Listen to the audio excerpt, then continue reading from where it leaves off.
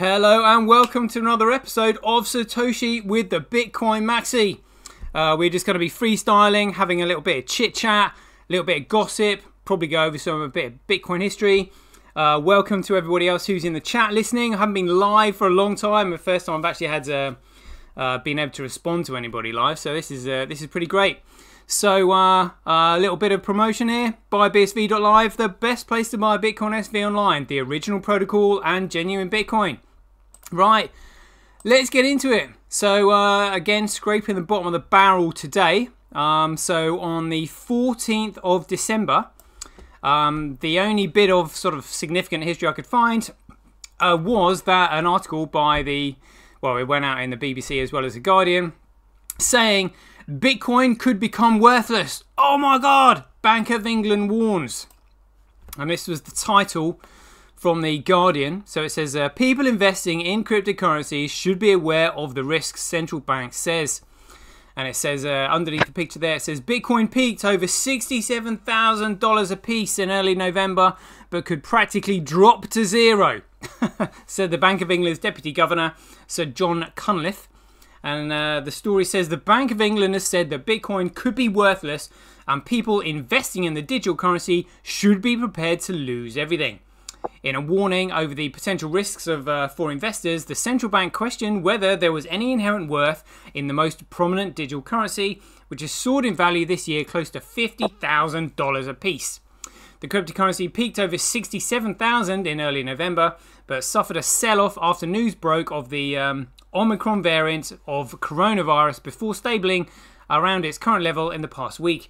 The Deputy Governor, Sir John Cunliffe, said the bank had to be ready for risks linked to the rise of cryptocurrency assets following rapid growth in its popularity. Their price can vary quite considerably, and bitcoins could theoretically or practically drop to zero, he told the BBC. The market capitalization of crypto assets has grown tenfold since 2020 to about 2.6 trillion. Well, I think it's 1.5 trillion at the moment. Representing about 1% of global finance assets. About 0.1% of UK households' wealth is in Bitcoin and similar crypto assets such as Ethereum and Binance Coin. As many as 2.3 million people hold crypto assets at an average amount of about £300 each. The bank's Financial Policy Committee, set up in the wake of the 2008 financial crisis to monitor risks, said Monday there were little direct threats to the stability of the UK financial system from crypto assets. However, it warned that the current rapid pace of growth, such as assets, could become more interconnected with traditional financial services and were likely to pose a number of risks. I can't be bothered reading all. It's all like massive fear-mongering. So, what do you think on that, Mr. Maxi? I think it's absolutely ridiculous. The Bank of England coming forward saying these things, and what's so crazy is they're going to be right. And at one point, they're going to come out and say, "Look, we told you Bitcoin was going to go to zero, and look at it now." You know, when the BTC comes down. So yeah, and you know, this article again. This article was actually published in 2021. So Craig had already received the Tulip Trust by then. And he had been granted, I think he'd been granted the copyright judgment of the white paper by the High Court as well. So, you know, this looks to me suspiciously like they're sort of like trying to cover their asses, but they're also feeling threatened by it because they're saying, oh, you know, it could go to zero. Well, you know, what about their toxic piece of securities fraud that they're printing to everybody that never ever stops going down in value, that economically wrecks absolutely everybody? You know, I don't hear them like saying, oh, you know, people should maybe use gold or silver or, you know, use an asset so that you can actually stay in business. I don't hear any of that. You know, it's, oh, yeah. So, you know, we lost control of inflation. Well, who had their money on who had their finger on the printing press button then? You know, it just makes me think they're all in on this massive conspiracy, you know. And personally, I think they know. Well, there's no way that the powers that be could have implemented SegWit. SegWit was too perfect a sabotage. Because, you know, what they did is, like, some of the BTC addresses still start with the number 1. But because they've restricted the block size to 1 megabyte, what they've said is, all right, well, actually, you know, in order to get your transaction, you know, confirmed, what you need to do is go through the block and reduce the amount of data in the transaction. So what we're going to do for you is if you remove the digital signatures from your transaction, there's going to be less data in the transaction, and therefore it's more likely to be confirmed in a block, so you may as well use it. So again, it's all this coercion. It's all coercion, because your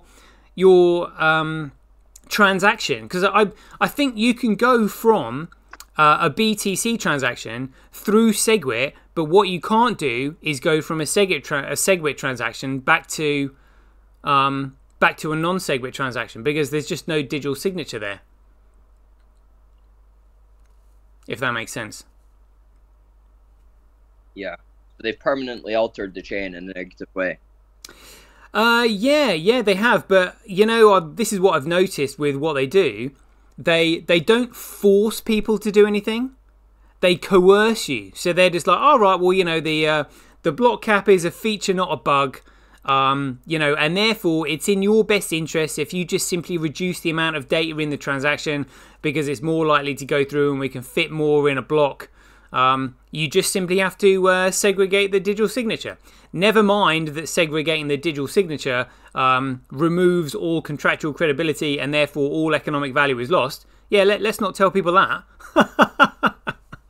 You know, it's all smoke and mirrors. It's absolutely outrageous. Like, do you remember this SegWit concept when they created it?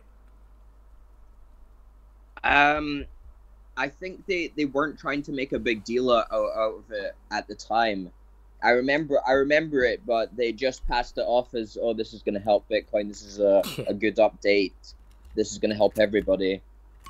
Don't worry about it. It's too complicated for you to understand. The developers are going to do it all, and you just worry about keeping your investments coming in. Yeah, number go up. More number go up, yeah. More people use it. Got to keep it decentralized. Go up.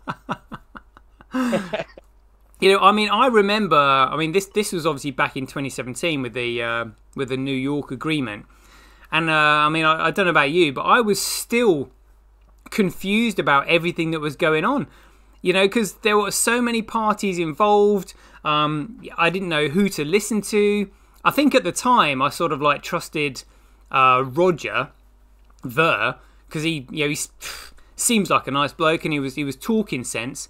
There was Adam back and that one where he went absolutely ballistic, shouting about the central banks and stuff, and how Bitcoin takes all their power away. I must have missed that. That was Roger, was it? Man, crazy. Wow. Oh, was that the one where he almost started crying? Riled up behind Bitcoin has been the solution to everybody's problems. This was like 2017, I think. But it could have been just after they made Bcash. It was either just before they made Bcash or just after. So what was your opinion on all the characters that were in the space at that time? Do you remember? Oh, like Antonopoulos was one of the main guys. Oh yeah, that's right. Yeah. There was a Swedish influencer that was one of the main guys. Yeah. What is his name again? Was it Larson or something? I think so. Like a coder guy. He has like a coding university or something. I know the one that always starts off his channels by saying, "And we're live, guys." Is that him? I don't know. I've not watched him in like 5 years. But what was your opinion on the sort of project leads as they were? You know, like Adam Back, Roger Ver, Craig Wright. They to me seemed like the main ones. You had kind of Charlie Lee, who invented Litecoin, that was sort of, I don't know, just like hanging around like a bad smell. You know, I was just like, mate, what are you doing here? You've created this Litecoin, and you know, you're sort of like. Honest, I quite liked Litecoin. Yeah. Litecoin was one of my favorites. Well, it worked, you know. Like, Yeah, back in the day. But I just saw it as Bitcoin but faster. I was looking for something faster than Bitcoin. I was looking for like the real Bitcoin or the next Bitcoin. If that makes sense. Because I knew Bitcoin it wasn't functional. Yeah, I was the same. Had all these other coins in the first place. Well, do you remember the story of Litecoin now? Like looking back, do you know the history of it? I think it's a fork of BTC, is it not? Or a fork of the original Bitcoin. I know it forked at some point. So basically what Charlie Lee did is completely rip off the code for Bitcoin and just altered it by altering the supply. So long as your code, the only difference is the supply. Yeah, pretty much. Wow. So the only difference is the supply. He's a genius. He made out with billions. Well, I think he sold out at like 300 million. Yeah, he got out his entire bag. Yeah. I think he got. I mean, like want to influence the project or something.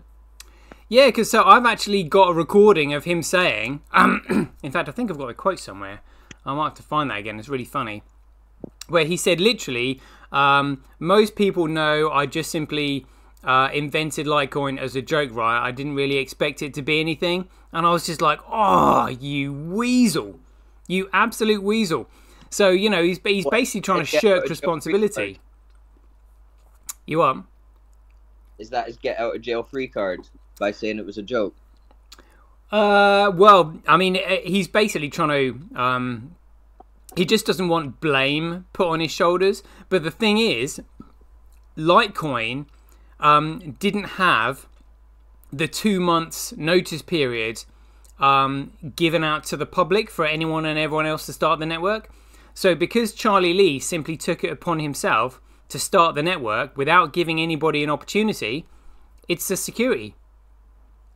And it happens to be securities fraud because... again, like he started the network and it doesn't actually represent anything of value. Yeah, so do you think he's going to get done, or do you think he'll get away with it? Well, the thing is, you know, Charlie Lee looks harmless, doesn't he? You know, he looks kind of sweet behind his... No one wants him to go down. Yeah, he's got those little glasses, you know, and people think, oh, he just looks like a little tech guy. He was just doing his little project and, you know... Nobody has really gone hard on promoting Litecoin or anything like that, you know. But what he did is he wash traded Litecoin on Coinbase to bring volume up. Yeah, so people are just like, because obviously, you know, BTC had been corrupted, nobody was using it, nobody understood what was going on, and I think on the Coinbase platform at the time, all they had was BTC and Ethereum.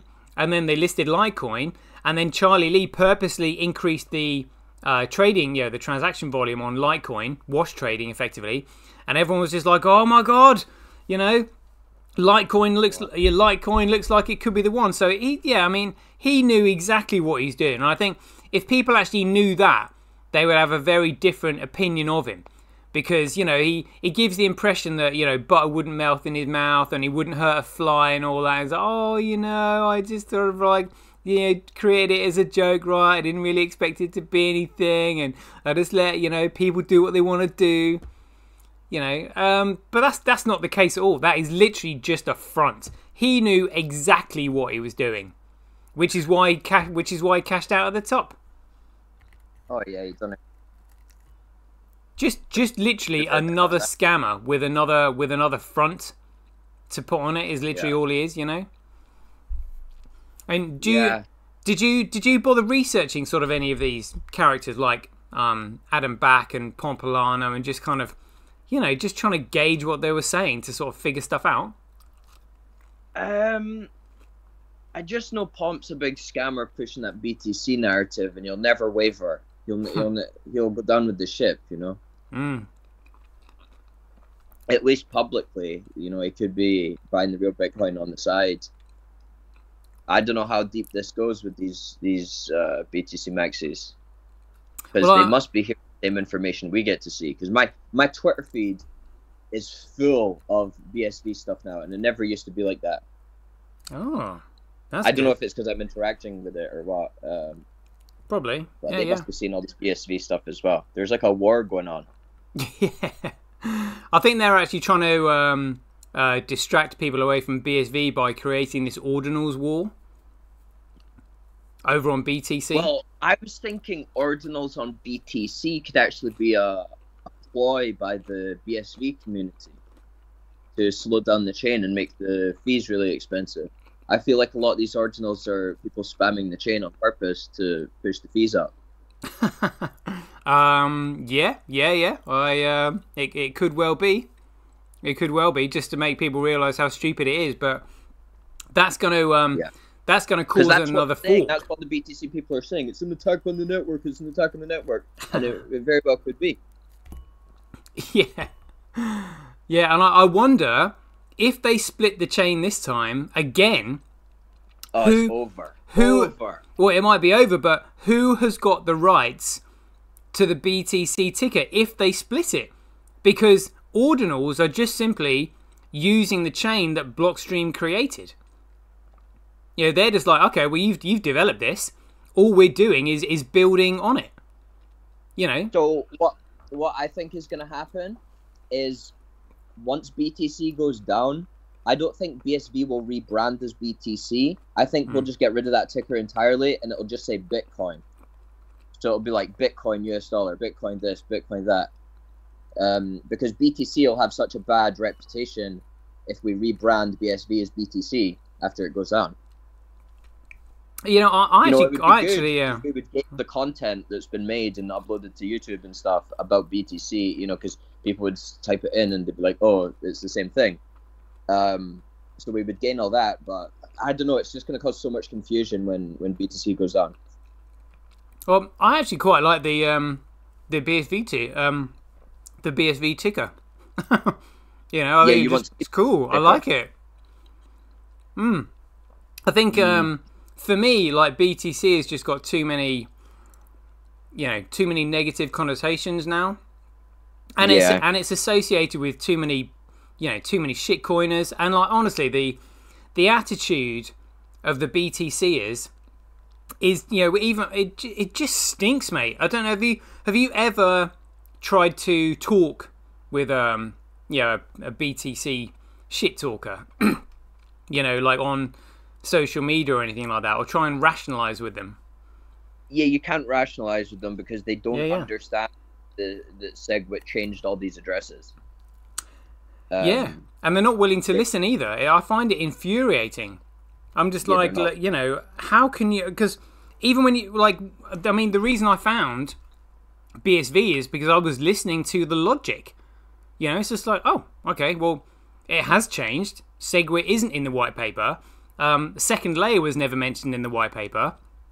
I'd heard on the grapevine that Bitcoin wasn't created with a block cap, and everybody said the block cap was a soft cap. So a soft cap means that the block size is not fundamentally hard-coded into the Bitcoin code, which means it doesn't actually fundamentally change the protocol because it's just simply a soft cap that can be removed. So I was just like, well, if it's a soft cap, it's not meant to be there when the network scales and expands and has more people using it. So why are you keeping it there? What? So it's they can remove the soft cap if they want. Say that again.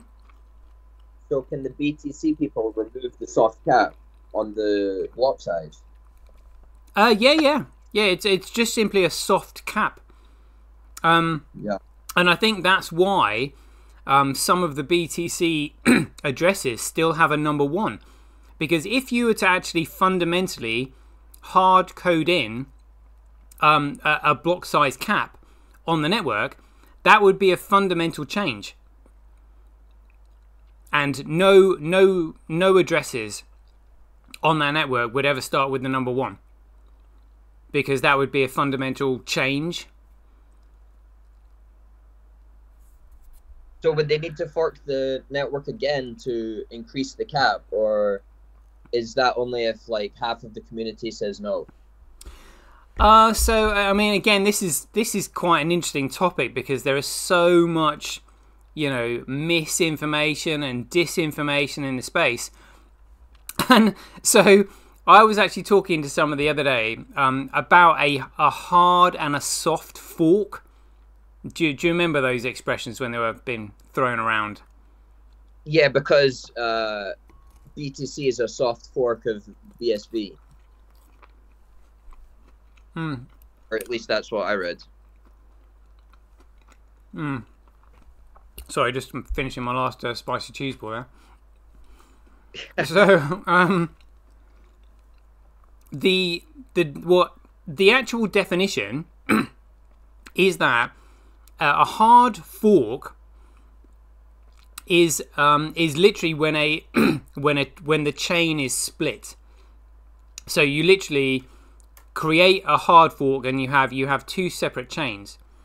The definition of a soft fork is meant to be a change in the parameters. So, for example, if you increase the block cap from 1 megabyte to 2 megabyte, or 3 megabyte and 4 megabyte, because that is a parameter that doesn't actually fundamentally change the protocol, and therefore you wouldn't actually necessarily cause a split in the chain because you haven't changed anything that's fundamental. That's kind of like blatantly obvious from my point of view in the difference between soft and hard fork. But if you ask any of these BTCers the difference between a soft and a hard fork, it's completely confused. They were like, oh, SegWit was a soft fork. And I was just like, no, SegWit was not a soft fork. SegWit was an absolute hard fork because it segregated the digital signatures from the transaction data, which is a fundamental aspect of the protocol. But their argument is, oh no, well, so all it did is segregate the signatures. And I'm like, okay, well, what's your definition of segregate? And they're like, oh, well, they sort of separate them and then they join back later on. And I was like, no, there are no digital signatures in that block of data. Blockstream are downloading the signatures onto their own personal servers. There is no digital signature in that block with that transaction, which means you can't tell who sent it, who received it, or anything like that whatsoever. So again, it comes down to actually understanding the fundamentals, but this is where the core guys have been absolute genius in terms of foxing people and just coming up with bullshit stories that sort of try to make sense in a roundabout sort of way. A bit like the other day, I was explaining what hash rate was to somebody, and they wrote a question back saying, how do you respond to people's argument that it's the hash rate that secures the network, and therefore BTC is Bitcoin because it's got more hash rate on it. And it's because people don't understand what hash rate actually is. I remember listening to funnily enough, it might be the same sort of Swedish guy we were talking about. Oh god, I can't remember his name now. I know, it used to be so popular everywhere. Sonny Decree. Is that him? Sonny Decree? No? Oh, well, so there was a guy called Sonny Decree who was kind of like a Swedish guy that was trading and whatnot. And it's really funny the moment they sort of like talk the talk as though they know what they're talking about. Because when you're looking at price charts, honestly, you can talk absolute crap all day long, and so long as you sound as though you know what you're talking about, there's no way for anybody to call you on it, because ultimately the price is either going to go up or down. That is it. But when he was trying to explain what hash rate was, this guy, I shit you not, said the protocol is hash. And I was just like, what the hell did you just say? Do you want to run that by me again? Because I'd been listening to him for probably a year or two at that time. And then he just comes out with a sweeping statement like the protocol is hash. And I was just like, oh my God, I've been listening to this guy, for about a year or two. And now I just suddenly realise that he's talking absolute crap and he doesn't have a clue what he's talking about. Damn. Oh my god! Yeah. Did you ever? Have you got any stories like that from yourself? Nah, not any that stand out to me. Oh. What did this Swedish guy that you used to listen to promote or talk about? He was just mainly talking about developer stuff, and it was over my head, and I didn't really understand it. So, was it Ivan on Tech? I just started watching people that have dumbed it down a bit more. Mm. You know, I prefer the content that's not as technical. Unless it's easy to understand. But when they start talking gibberish I don't understand, I kind of zone out. Was this guy called Ivan on Tech? Do you remember him? Yeah. Hey, there we go. I was thinking, I'm sure I know these. Do you know what I mean? I can't be in there. Yeah. I can't be in the space for as long as I've been in, and kind of like not know these people's names because, mate, I spent so long trying to get to the bottom of things. Like I know almost everybody in intricate detail. I was just like, I'm sure I'll find out. Sure, I'll remember who this guy is. In fact, let's. I might type him in on Twitter. He's not posting regular content at the moment. Oh, is he not? He probably knows what's about to happen with BTC and doesn't want to have his hands dirty when it goes down. Oh my god, yeah. I wonder. Ivan on Tech. It looks like he might not have a he might not have a Twitter profile. Oh no, there we go. Look, Ivan on Tech. Yeah, he's still about. Wow, I think I've probably blocked him myself. Oh, there he is. It's probably a scammer account of his. Yeah, that'd be a scammer account. But yeah, I remember listening to him as well.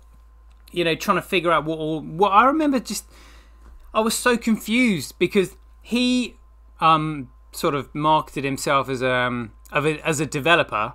You know, talking about blockchain. You think, all right, well, he must seem to know what he's talking about. But his show ended up just again being a usual just price analysis trading bullshit. You know, which is sort of kind of like bordering on financial advice. And I was just like, mate, what are you doing talking about price analysis when you're a developer? You know, I had nobody. There was nobody that I could really relate to. You know, because I was just like, I don't understand what you're saying. I used to look at all these traders like, do you remember? Do you remember the Martini guy? Do you remember him? No. No. Oh. I actually got in contact with him once. I had a chat with him on the phone. I'll see if I can find him. Here we go.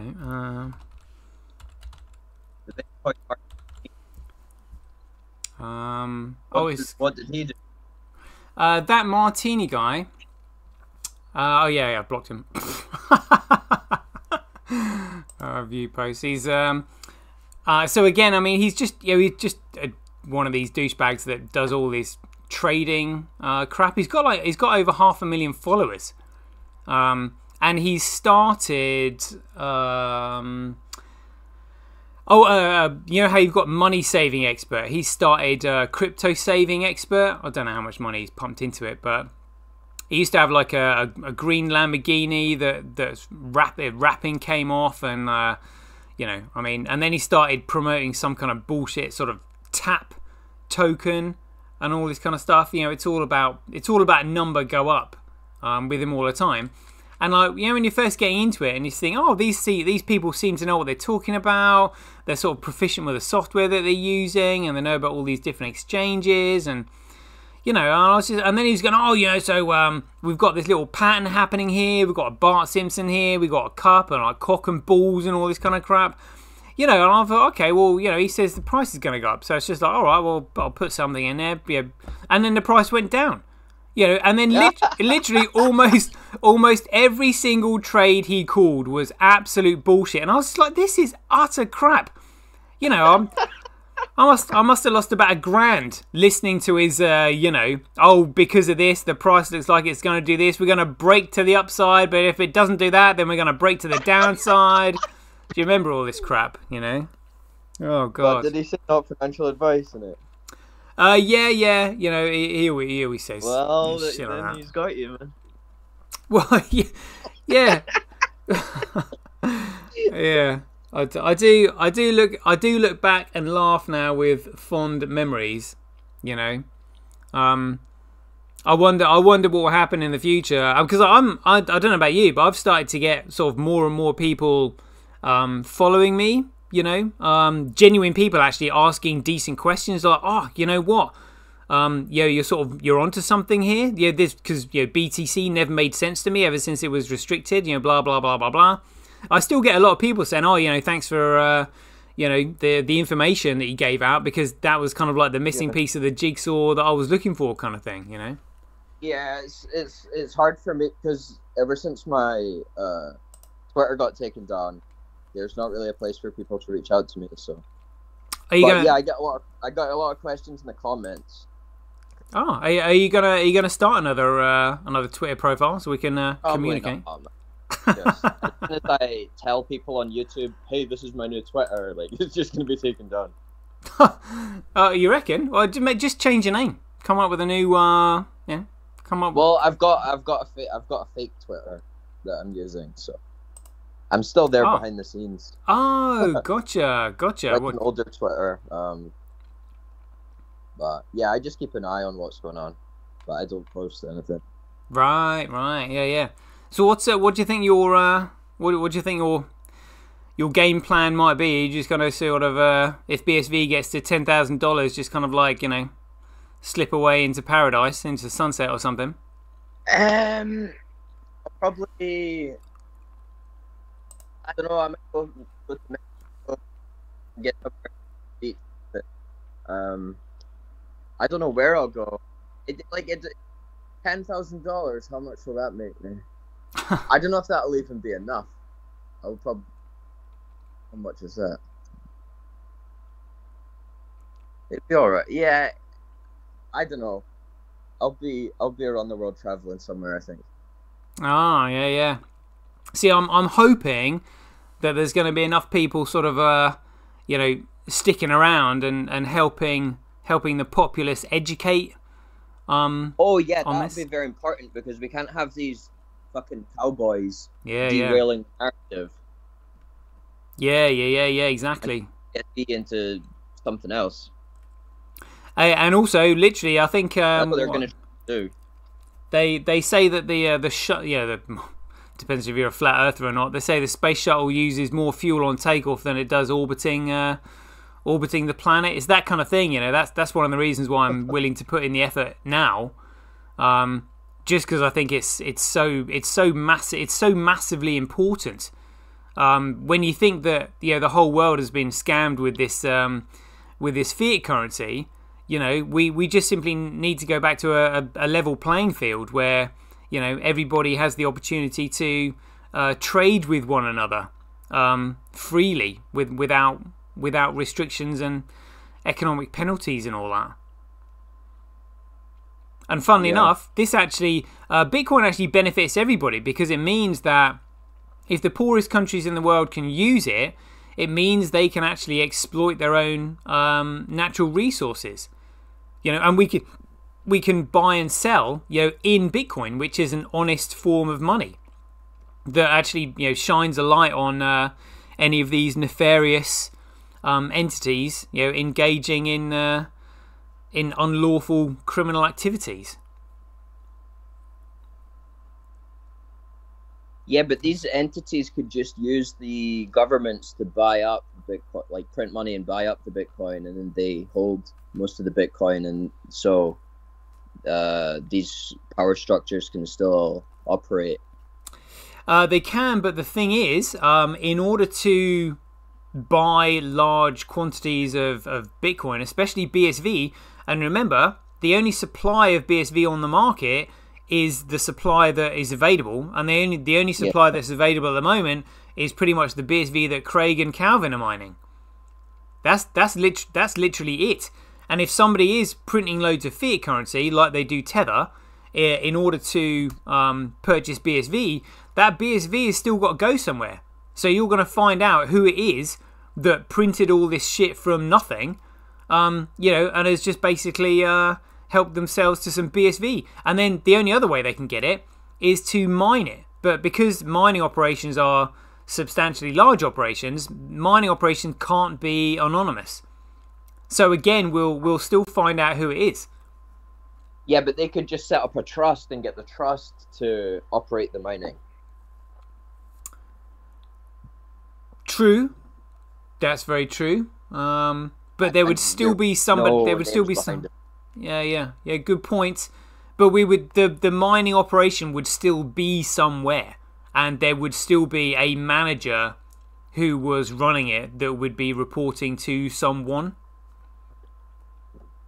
Yeah. And if they mine it, well, that's fair enough, because they've had to spend loads of fiat currency on investing in mining equipment, but they still actually end up using Bitcoin, and Bitcoin is ultimately traceable. So what they're not going to be, even if they mine large quantities of it, which is going to be exceptionally competitive, they still wouldn't be able to use that for large nefarious purchases for poisonous chemicals and drug trafficking and gun running and child trafficking and the likes.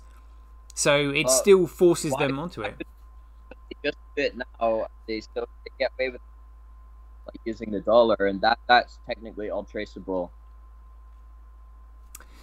It's just they choose not to trace them because they're all bribed off. Yeah, I mean, it'll be interesting to see how they play it. Because ultimately they don't want to use it because they are exposing themselves, which is why they want the good old dirty dollar in existence. But ironically, they go after other people for purchasing Bitcoin, saying, "Oh, you knew it was going to be used for drugs in the dark market and blah blah blah blah blah." But it's just like, well, hold on a minute, you're printing your your securities fraud, and washing it through the central banks. And using it for all sorts of nefarious purposes. I mean, it's shocking what they do.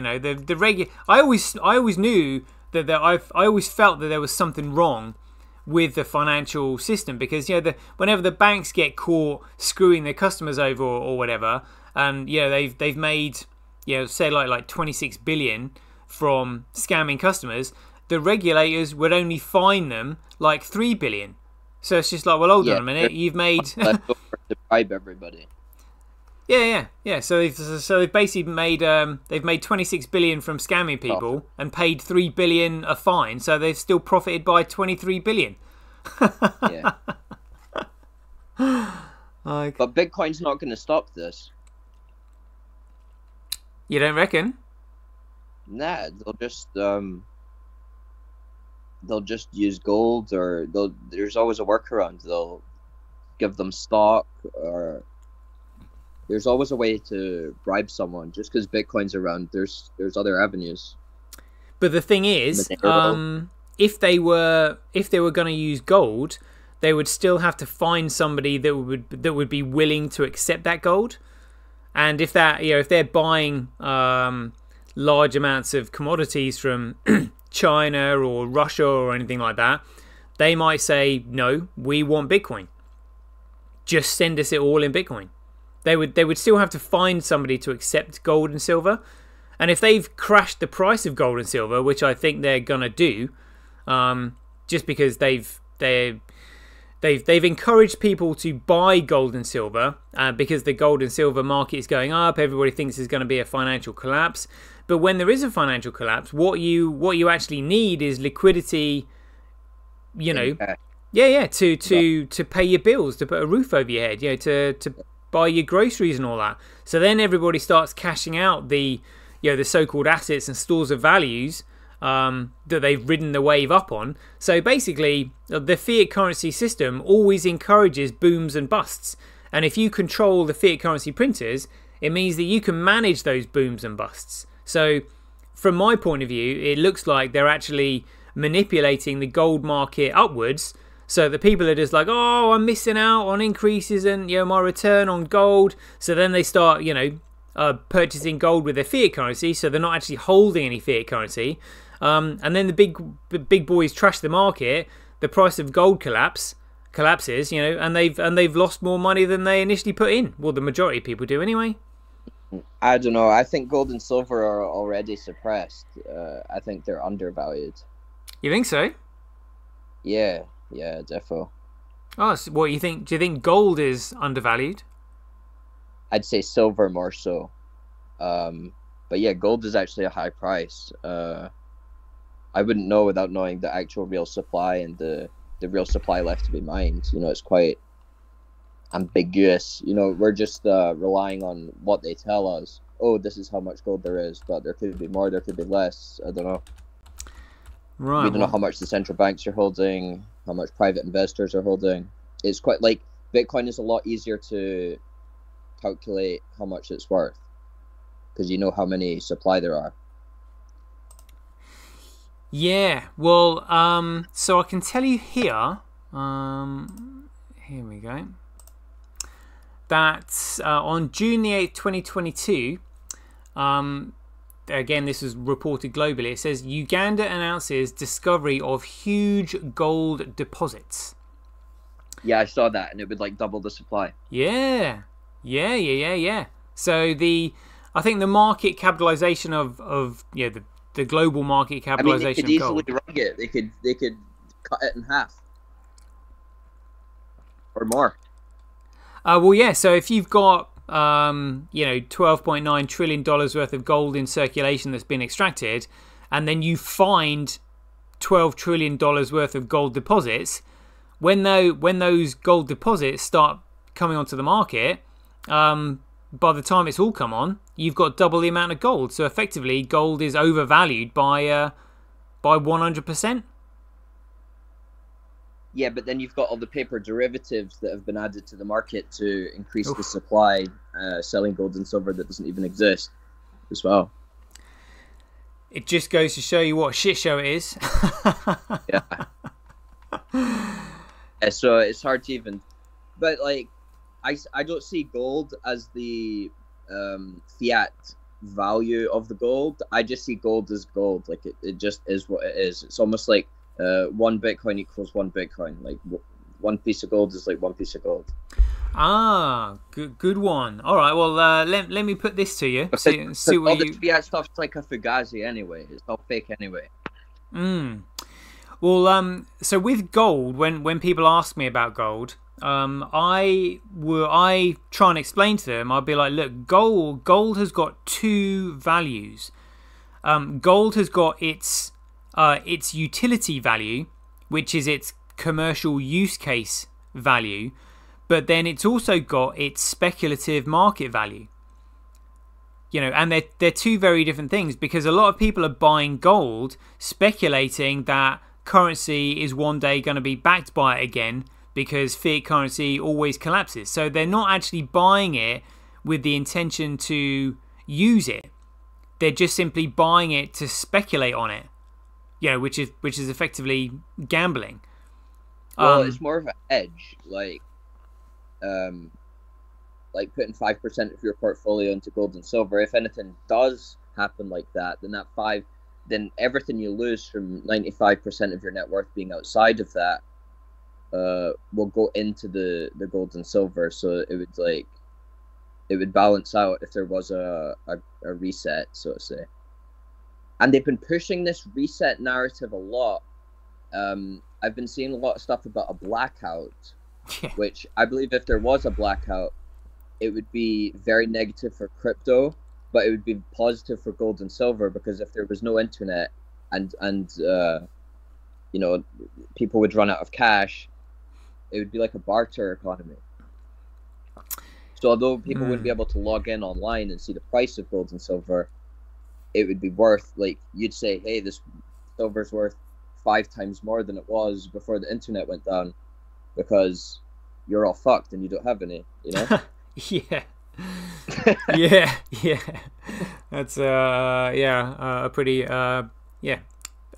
blank way of describing it, but you're right. Yeah, you're spot on. The only thing is, so barter can actually only happen when it's 1-to-1. So you're swapping like for like.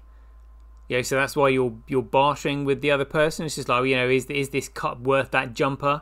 Is this t-shirt worth those vests or those are those socks worth these boxer shorts? You know, blah blah blah blah blah. But it's when a third party comes into trade that you actually need a commodity, a true money, because the medium of exchange has to be just as valuable to me as it is to the next person, as it is to the third person that comes in. So even with gold and silver, you know, the economy would still collapse because like you said, you're just bartering, which is 1-to-1, you know, and then global trade would collapse. Jeepers, you know. Yeah. Who knows what they're gonna pull, you know? But I wouldn't put it past them. Like, jeepers. Have you got Netflix at home? No. Oh, have you heard of a movie they've got on Netflix at the moment called Leave the World Behind? No, I've not heard. Ah, sounds like a James Bond movie, but yeah, basically it's a movie with regard to a cyber attack. Okay, wow. Yeah, it's quite good actually. It's eerie, you know, to say the least. Yeah, I'd recommend watching it just for a bit of a jolly. Do you think that could be the Q1 Black Swan, the cyber attack? Because let's say it's announced that Craig Wright is SirToshi, and they want to stop that information going viral. Yeah. That's when they could have the cyber attack. Yeah, I certainly wouldn't put it past them to do that. You know, I think that they're purposely speeding things up. You know, and they've literally blocked almost all direct avenues of purchasing BSV, especially in the UK. I mean, I think Rock Wallet sort of dodged that bullet because they offer the purchase of numerous other, you know, cryptos in their wallet. So the powers that be couldn't say to them, oh, you know, by the way, we don't want you offering, you know, BSV to anybody in the UK. But that's what they've done to Handcash and Centbee. Absolute bastards, you know. You can still go on KuCoin. Yeah, you can still get it off exchanges and stuff like that. But it's just for newbies. It's for newbies trying to get in. You know, trying to go through exchanges is an absolute nightmare for them. Well, all the newbies are on Coinbase. That's true. That's true. But they'll be jumping ship from Coinbase pending the outcome of this trial. Yeah. Yeah, they're going to get sued by everyone saying that they got sold the wrong Bitcoin. So Coinbase is basically a dead company. Coinbase is going to zero. Surely. It could well be. Yeah. Do you ever keep an eye on the price of Coinbase? On the stock price, all I know is the IPO was a complete scam. Yeah. They all cashed out. Yeah. I mean, if you shorted the IPO, you'd be laughing. So it's on max at the moment. So it's Coinbase is down 56% from when it first IPO'd. Shocking. And then I think I've got MicroStrategy that I quite enjoy looking at as well. There we go. Whoa. Right, so MicroStrategy had a massive pump in 2000, but we can see the BTC increase in price. That was 12th. Well, MicroStrategy looks like it's gonna present an incredible shorting opportunity here. That double top is crazy. It went to 657, or no, it went to about 700 in 2021. Yeah. Approaching those levels now. Looks like it's about to keel over. Could keep pushing though. I think BTC has some room to go. Yeah, I wonder how spectacular the crash of MicroStrategy is going to be, and how dependent the share price is on this court case.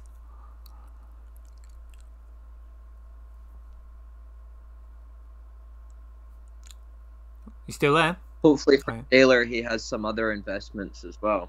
Because this one, he's flopped. Yeah, I wonder, I wonder if we might actually get Michael's strategy on this show, mate. Would you want to come on and co-host a chat with him? Can you imagine? Yeah. If I got him on the show, would you want to come on? There's no chance he'll get my. Well, you don't reckon? What, have you been speaking to him? I haven't, but I'm sure at one day he'll want to speak to me. What?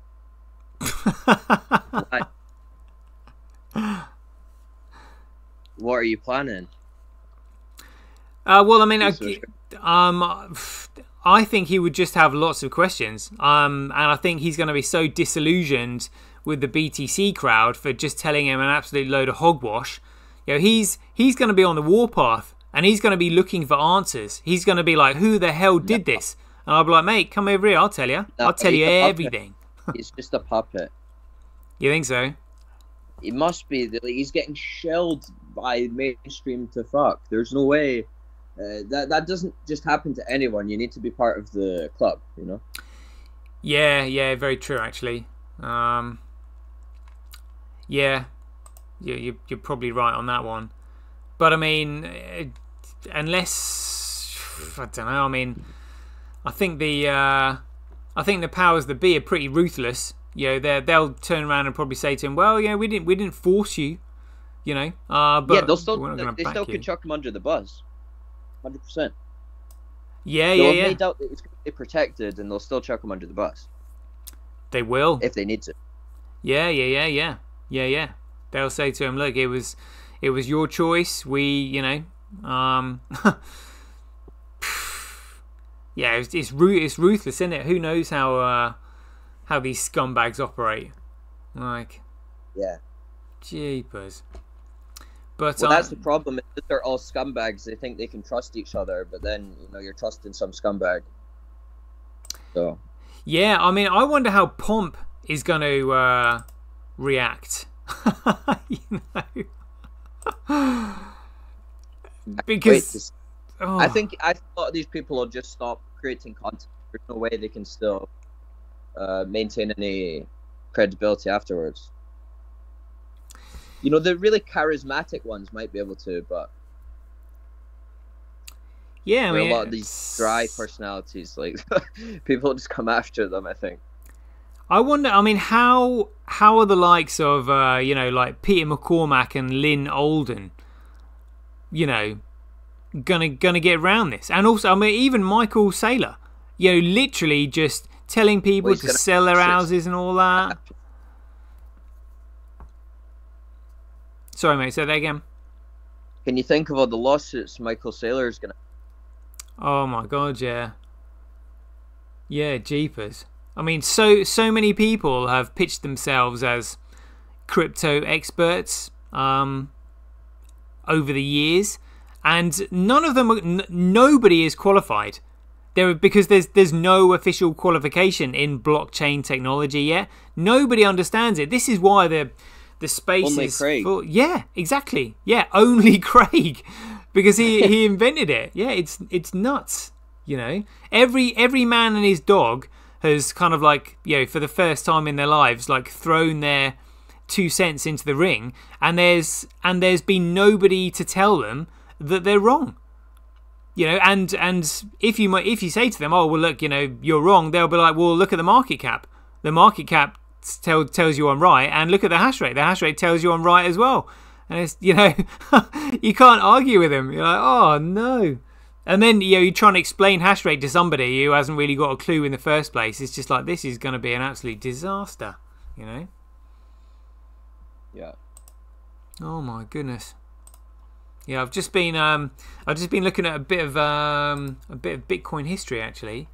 Did you ever look at Satoshi's early emails? No.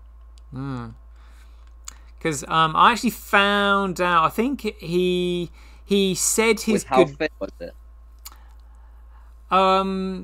Yeah, that was like the very first correspondence he had. Actually, I think it was a guy called something McDonald who was the first person to ever respond to him. Yeah, let me see if I can find it. I've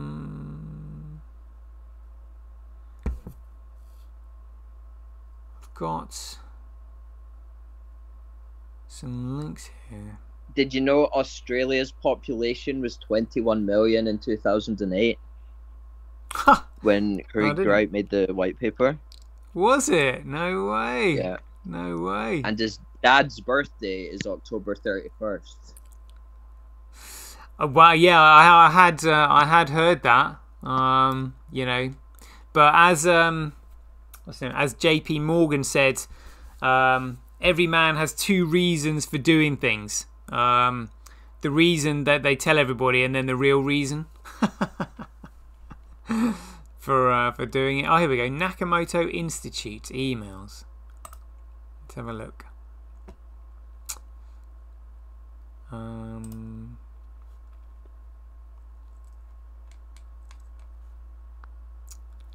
The complete Satoshi. Here we go. Emails begin here.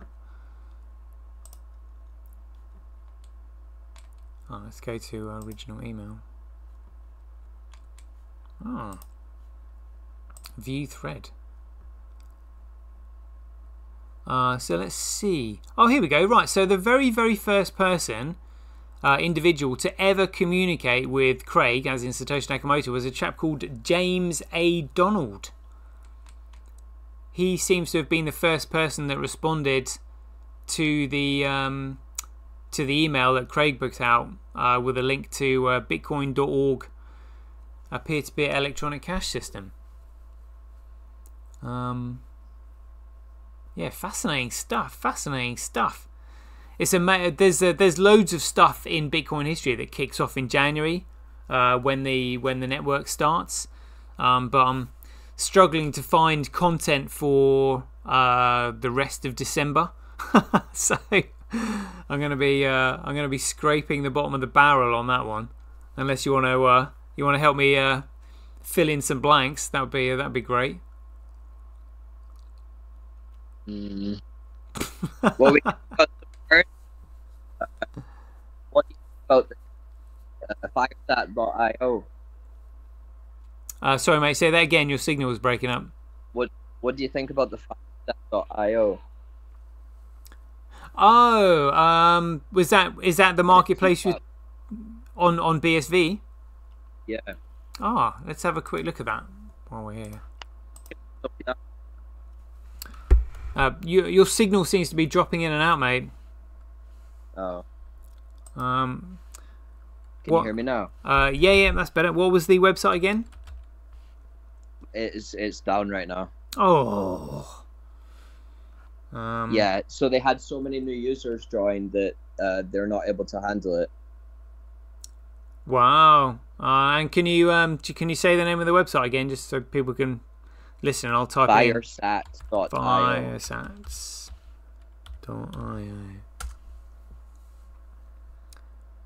And are they on Twitter? Yes, Firesat. Let's have a look. Oh, there we go. Right, nice. So the wallet's only available on Android, but you can still use the web version. Ordinals. Holy crap! So have you got a clue about how many users they had? There's about 350 people in the Telegram. Ah. So not many, but enough on the system. Right, yeah, it looks. But they say they're grateful because it's better to run into these problems now than during the bull run. Got ya. It'd be a nightmare down when everyone's trying to get in. And so they're just selling what, JPEGs again, NFTs on Firesat. Exactly. Oh my god. And BSV20 tokens. So there's two types of tokens on BSV. One is a BSV20, which I can't remember how you mint it. And then there's the lock to mint, LTM20, which you need to lock your BSV to mint it, and then you get the BSV back later. like Hodl Locker. Right, and on Hodl Locker, do you actually get the BSV back, or do you just get a market value, or what? You lock it until a certain block, and then after that block, you can get the BSV back. Okay, and what's the point in that? Automatically put it back in your account, or if you need to click a button to get it back. But I know they let you have it back. If they let you have it back at their discretion? Well, I think it's an automated system. I don't think anyone's actually giving it back. Oh, so like a smart contract? Yeah. Oh. Yeah, I think Yeah, so Hodl Locker's pretty cool. Firesat's pretty cool. But yeah, it's you were talking about security. You were saying NFTs, selling NFTs is okay as long as there's a use case behind it. Well, if you're selling art, then beauty is in the eye of the beholder. If somebody wants to, spend $100,000 on a piece of artwork which is a JPEG token, that's on them. You can do that, but what you can't do is just simply sell a token that is literally nothing but a token, because it's not art. It's literally nothing, because it doesn't. There's no way that anybody would buy something that they didn't think had some kind of value. So they're going to assume that you're selling something of value. Unless you unless you make it absolutely categorically clear. Look, I will sell this to you, but this has got no value whatsoever, so it's not a fair trade.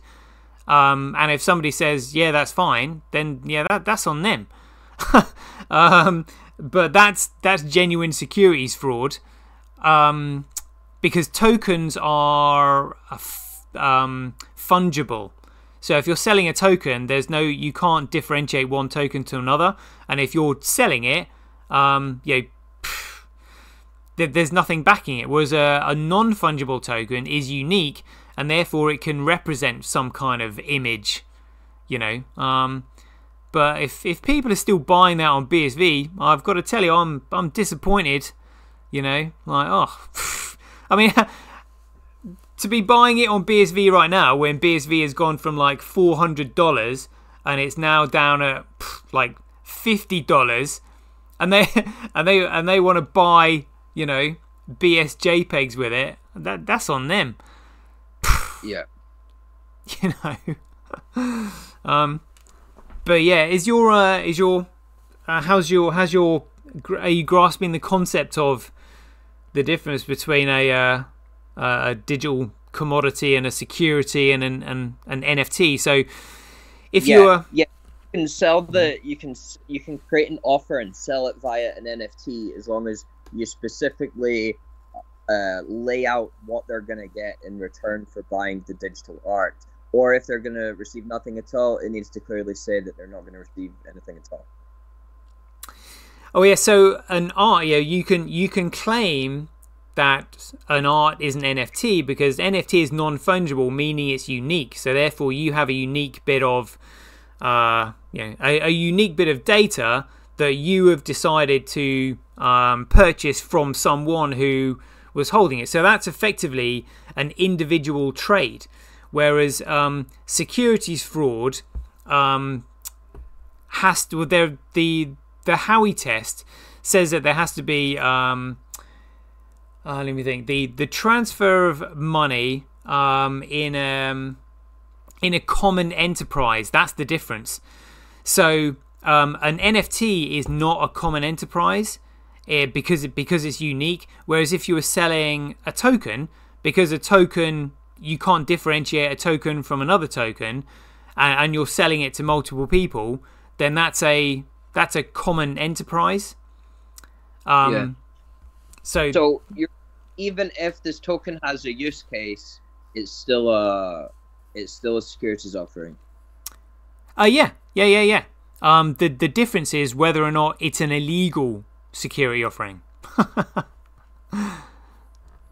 So you can sell legal offer. So an illegal security offering is where you're offering a token that literally doesn't represent anything of value. Whereas if you're selling tokens that secure your entitlement to something, so it represents an asset of some sort, gold or silver, and so long as you've registered that or recorded that that's what you're doing, then that's alright. If you can say, you can even sell, for example, like a token that represents membership. So if you can say, oh look, if you own 1 million tokens, you're now a member of this club. Well, you could just say, look, if you buy this, it's like a subscription. Effectively, you can say, look, if you want to buy this token that I'm generating, then I'll give you access to my content. And so that's not the securities offering, because there's a clear, this is what you get. Yeah. So it's membership is what you're selling, and that's fine, But what you can't do is just simply give somebody a token and nothing, just walk off into the sunset. That's securities fraud, because then the person will be like, well, I've just given you money. What have I given you money for? What does this token do? I can't really see it, but it says in my wallet I've got one. But you're saying if the token does something, then that's okay. Because there's like, for example, a blockchain could have their token, and you could say, what does this token do? And they could say, oh, well, if you stake it on our platform, you get this other token as passive income. Well, the difference there is that if their platform is selling tokens and their platform is centrally controlled by them, then it doesn't actually need a token, and that token should be a one-off sale rather than being sold on the open market. That's the difference.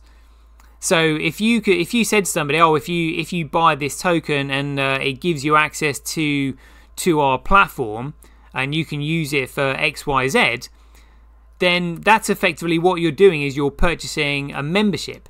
But what you can't do is then float that token on a market for it to generate demand, because a membership is a one-to-one offer. It's a unique offer, effectively like an NFT. Like, it wouldn't be fair if you bought membership to your local gym, and then tried to sell that membership on the open market for more than they could actually buy it for anyway. They could just simply go to the gym and buy a membership. What's the point in buying a gym membership on an open market for 40 quid when you can just simply go straight to the gym and get a gym membership for 20 quid? Yeah.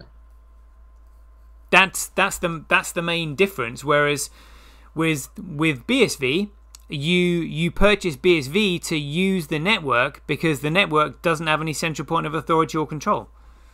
So therefore, it's the demand for the use of the network which is meant to be representative in economics, supply and demand. So it's the utility of BSV that the powers that be are trying to disguise from everybody, because they don't want people to know what it should be used for. Because once people do understand what it's used for, and they understand how valuable it is, it will go absolutely mental, crazy. Because you're saying that whoever made this BSV platform has done it to distract from the actual use case of BSV. Which BSV platform is that?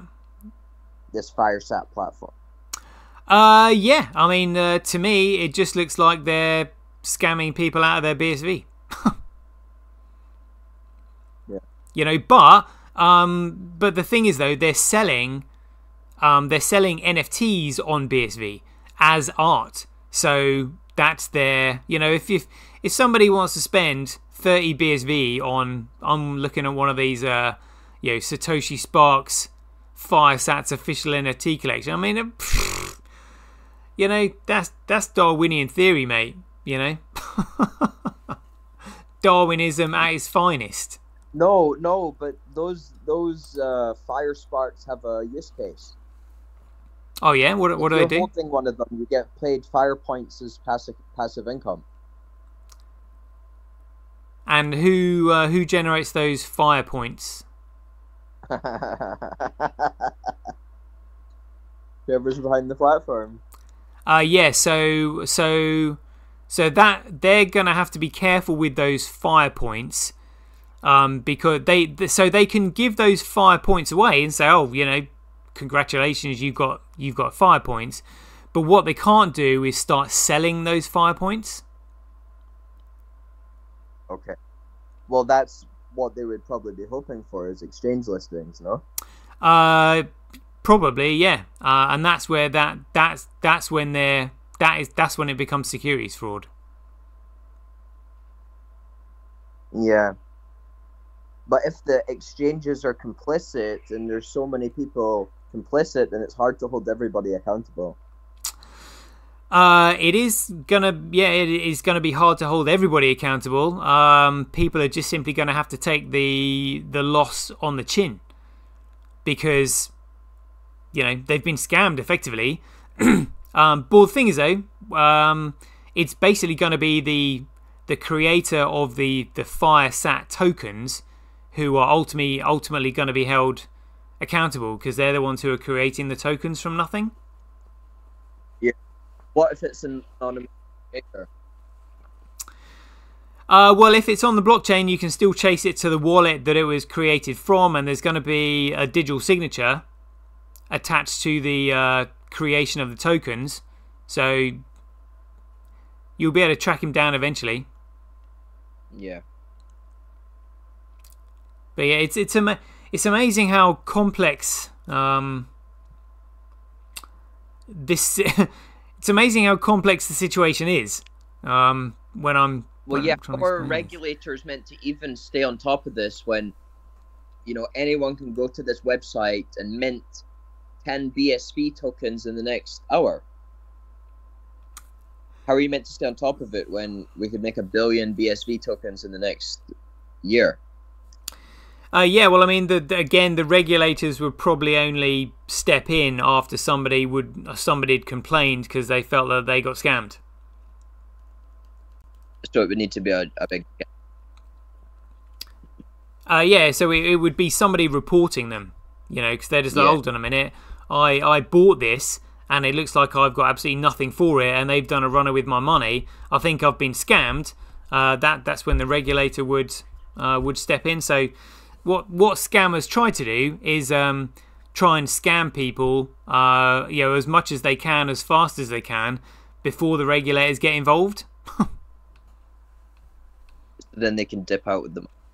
Well, yeah, they can try and run forever, as CSW said. But see, this is where I don't quite know how the creators of Tether are going to get away with it, because Tether's like it's got like a $90 billion market cap. Like, you know, you're not going to be unknown. Yeah, but these kinds of people are above the law. Well, owning Tether is almost like owning a central bank. Yeah. Yeah, I mean, it will be interesting to see whether or not regulators try to jump in bed with Tether. Well, I mean, it must be the central banks behind Tether, no? Who else? It can't be anyone else. It could be. I mean, because they're literally just make Tether up from nothing. Yeah. I just don't know how they. I mean, if I was a scammer, and you know, I don't want to be a scammer because scammers always get caught. You know, if I was a scammer, you know, the smartest way to play it would be in the way that Charlie Lee did it.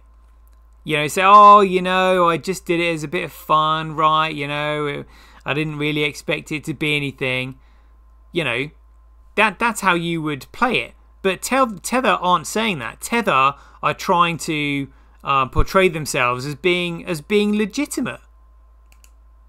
Yeah. When they're blatantly not. So I don't know how they think they're going to get away with it. I mean, maybe we should come up with an expression like, doing a Charlie Lee. Different types of scamming. If you're gonna scam people, do it. Do a Charlie Lee. Oh, I didn't really mean. It was just meant to be a bit of fun, right? It was just a little bit of a joke. Ha ha ha. That's what I would do. But there we go, mate. Holy shit, that's been a 1.5 hour show we've been chatting for. It's been a good one.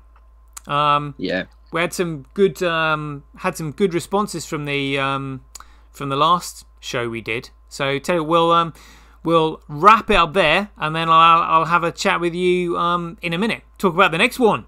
Going to be exciting. Sure. So yeah, if you're listening, hope you've enjoyed the show. And as ever, I'll remember 15th of January 2024. Stay tuned. We'll bring you more. And until then, be aware, take care, stay safe out there, and we'll see you in the next one.